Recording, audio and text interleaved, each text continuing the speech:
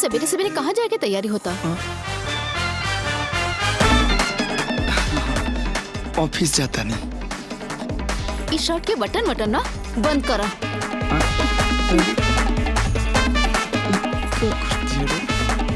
बंद करा, हमरा से ना होता। और शादीशुदा बाड़ा तू, जानला? इना फैशन थोड़ा कम करता।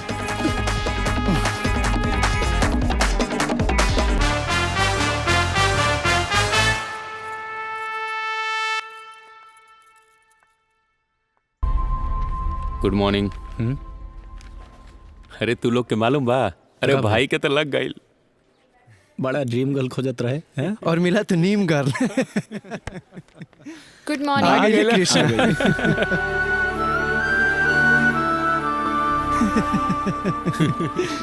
ए ऑफिस है कि मछली बाजार? काम कम मखौल ज्यादा। बैठो काम करो अपना। मेरे हाथ में बुके क्यों है? सर रउआ केहू के बधाई देवे आइल बानी, ओकर शादी भइल। अच्छा, शादी मुबारक हो। अरे सर हमार शादी राउर बहिन से 3 साल पहले हो गई बा और दहेज में ऑफिस में नौकरी मिलल बा। आज केहू और के शादी भइल बा। किसका? कृष्णा के। ए कृष्णा कौन है? कृष्णा हम हैं। हमार शादी भइल बा और वो हमारे के बधाई देनी, एकरे खातिर दिल से बहुत बहुत धन्यवाद। और हाँ, आप हमारे बॉस हैं, हम आपके कंपनी में काम करना। आहिर और केबिन हाँ, अब जाएं। ओके, और तुम लोग भी जाओ काम करने।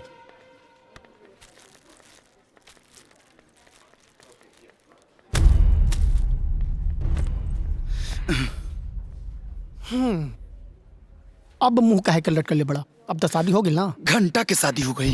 हाँ? बाबूजी ना हमार जिंदगी झंड कर दिले बड़े। समझे में नहीं आवत कि हंसी की रोई। और हजोना के टिक के लेके आइल बन ना, एकरा में ईगो मेहरारू के लक्षण नहीं खे। जिंदगी नरक हो गई हमार।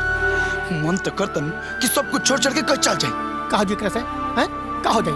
अरे शांति दिमाग से इस समस्या के समाधान खोजल जाई। और सुन, और उसे थोड़ा हमारे घर चले के बा, बबीता के बर्थडे बा। चल माइंड फ्रेश हो जाए। जाए दे यार, हमार मन नहीं के। वैसे भी हम होश पानी लटकल मुँह लेके जाए तो तोर पार्टी खराब हो जाए। अब फालतू बात मत कर, चुपचाप चल। वैसे भी हो जाए, बबीता के कुछ सहेली है हसन। और एक बात, हई चपकौआ बाल लेके मत चलिए। तनी बढ़िया से स्टाइलिश बन जो, है ना? चल आवा तनी। अरे बनवारी, हाँ? तुम ऑफिस छोड़ के क्यों आए?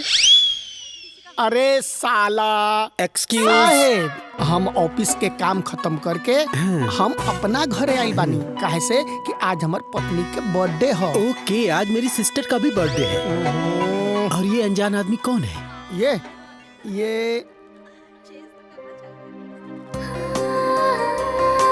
अरे रिया,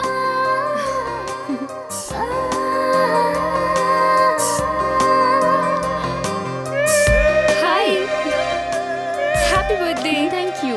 रिया तू आ गेलू, लेकिन एक बात कही, हमके तो ये सब सपना लागता। ऐसे कैसे? मेरी बेस्ट फ्रेंड का बर्थडे जो है। चलो।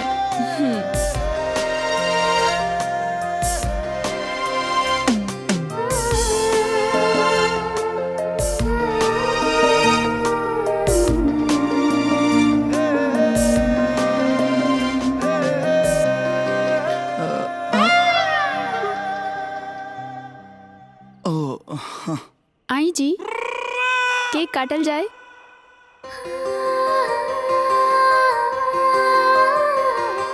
Excuse me. या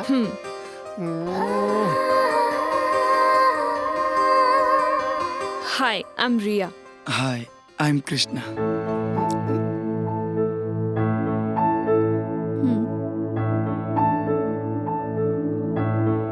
हैप्पी बर्थडे। Thank you. बाबू, भुला मत के तहत बियाह हो गइल बा। अब फूल पर भौरा बन के मंडराय के योग्यता तू खो देले बड़ा। याद आइल? ए जी, ई हमार बचपन के दोस्त रिया बाड़ी। हेलो।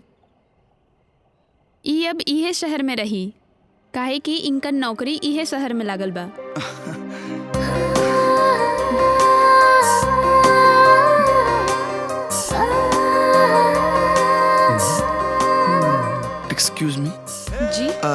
आप इस शहर में कहाँ ज्वाइन की हैं? रोलेक्स हाँ, में। अरे मैं वहीं पे असिस्टेंट मैनेजर के पोस्ट पे हूँ। वाह, एक्सक्यूज मी। Oh sorry.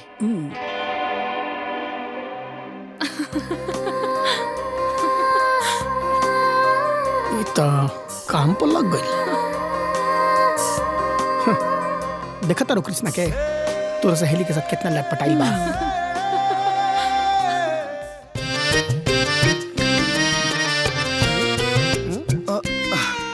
अरे हट ना।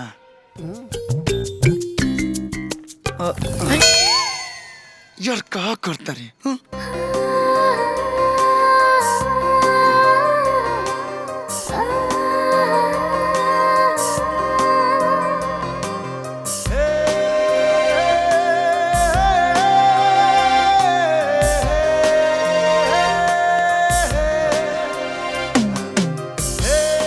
Welcome ma'am.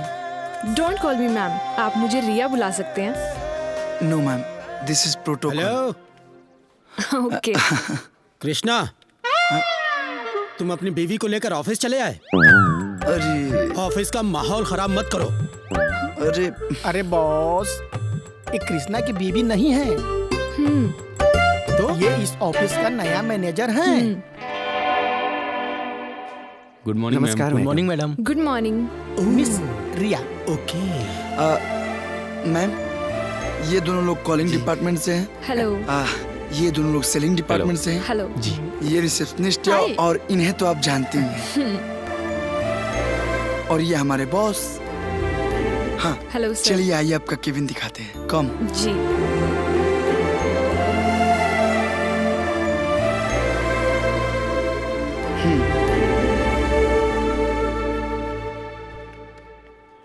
हेलो, इधर आओ। जी। तुम बॉस कब से हो गए? अरे बॉस, बॉस आप ही हैं। आप बॉस हैं, ये आपका केबिन है, जाइए। ओके।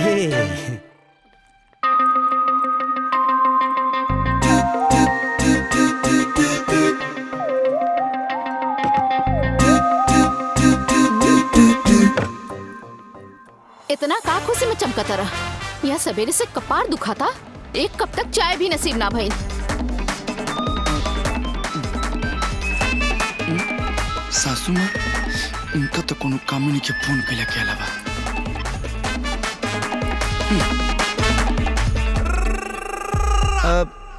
जी अम्मा जी प्रणाम। यहाँ एक सेकंड। हाँ बोली। बबुआ कैसन बाड़ा? जी हम ठीक बानी। राधा बिटिया कैसन बाड़ी? अरे कैसन हो यहाँ? जैसन बड़ी हमार मतलब ठीक बाड़ी। ठीक है बाड़ी। आकाश बेटा विदेश से ओकरा के फोन करत रहलेन और फोनवा नहीं खे उठावत, तो हार नंबर आकाश के दे देले बानी। फोन आई तो ओकरा से बतिया। हाँ जी ठीक बा, हम बात कर लेम। अच्छा रउआ राधा से बात करब का? जाए दे बबुआ, तोहरा से हो गइल ना। ठीक बा, रखा तानी। तोहरे बाबूजी का गोड़ दबावे के बा। हाँ जी प्रणाम। खुश रह हमार बबुआ। ये बुढ़ाऊ कम से कम 2 रुपए के ज्ञान अपना बेटी के दिल रहत ना, तो कितना बढ़िया रहत। हमार जिंदगी एकदम नरक बना के रख देले बियाई। अरे दार्जिलिंग चल गई बड़ा का चाय बनावे। बिना चायपत्ती के डाल के ले आई। का कलू? चाय चाहिए, कोनो परेशानी बा का? हाँ कुछ ना, आवतानी बस चायपत्ती डालतानी। मन तो करते बिना चायपत्ती के दे दी। पूरा फिल्म देखे खातिर अभी डाउनलोड करी दंगल प्ले ऐप।